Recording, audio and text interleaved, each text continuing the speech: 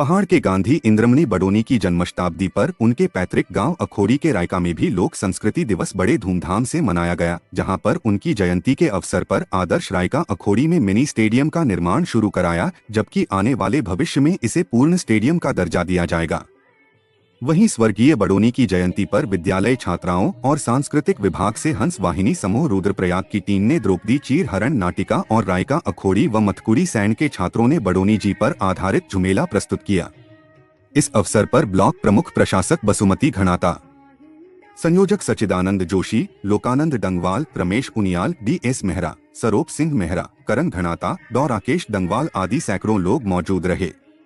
उत्तराखंड राज्य आंदोलन के प्रणेता इंद्रमणि बडोनी उत्तराखंड के गांधी की जयंती पर खास। इंद्रमणि बडोनी जी का जन्म 24 दिसंबर 1925 को तत्कालीन टिहरी रियासत के भिलगना ब्लॉक के अखोड़ी गांव में हुआ था। उनके पिता का नाम पर सुरेशानंद बडोनी था।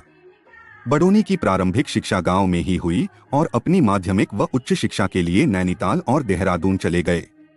शिक्षा प्राप्ति के बाद अल्पायु 19 वर्ष में ही उनका विवाह सुरजी देवी से हो गया। बडोनी DAV कॉलेज देहरादून से स्नातक की डिग्री लेने के बाद आजीविका की तलाश में बंबई चले गए, लेकिन स्वास्थ्य खराब होने की वजह से उन्हें वापस गांव लौटना पड़ा। तब उन्होंने अखोड़ी गांव और जखोली ब्लॉक को अपना कार्यक्षेत्र बना लिया।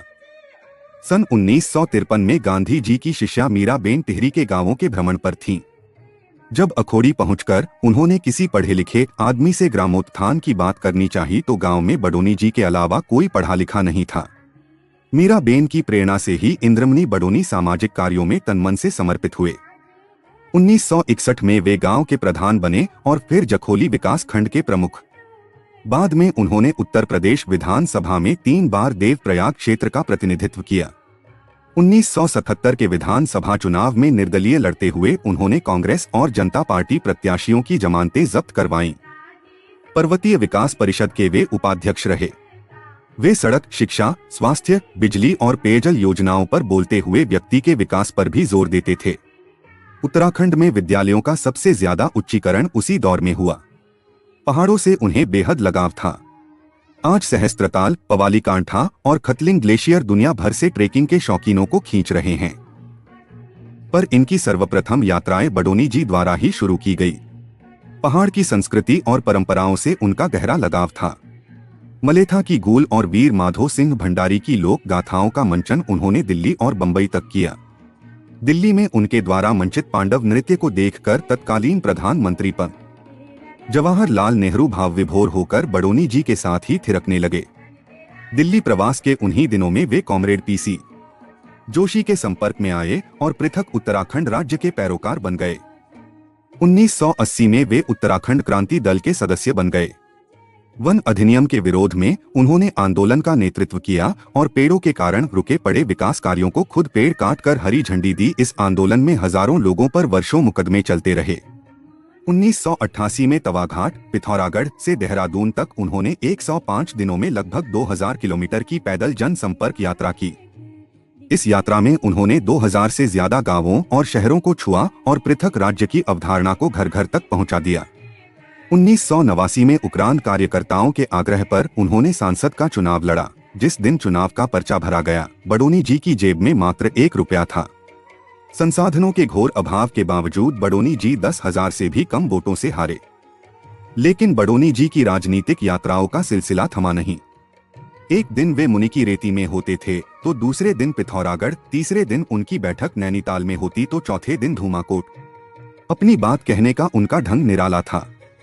गंभीर और गूढ़ विषयों पर उनकी पकड़ थी। उत्तराखंड के चप्पे चप्पे के बारे में उन्हें जानकारी थी और वे बगैर लागलपेट के सीधी सादी भाषा में अपनी बात कह देते थे। उनको सुनने के लिए लोग घंटों इंतजार करते थे और वे लोगों को एक जुनून दे देते थे। 1992 की मकर संक्रांति पर बागेश्वर के उत्तरायणी मेले में उन्होंने उत्तराखंड क्रांति दल का संकल्प जनवरी से जनवरी में वितरित किया। उसी वर्ष गैरसैंण को उत्तराखंड की राजधानी घोषित कर चंद्रनगढ़ गैरसैंण के नाम से वहां शिलान्यास कर दिया। 1994 के राज्य आंदोलन के वे सूत्रधार थे।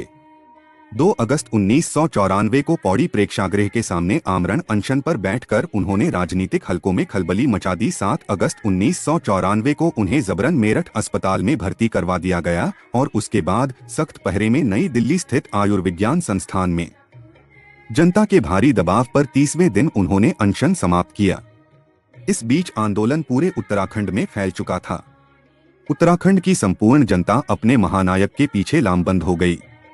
बीबीसी ने तब कहा था, यदि आपने जीवित एवं चलते फिरते गांधी को देखना है तो आप उत्तराखंड की धरती पर चले।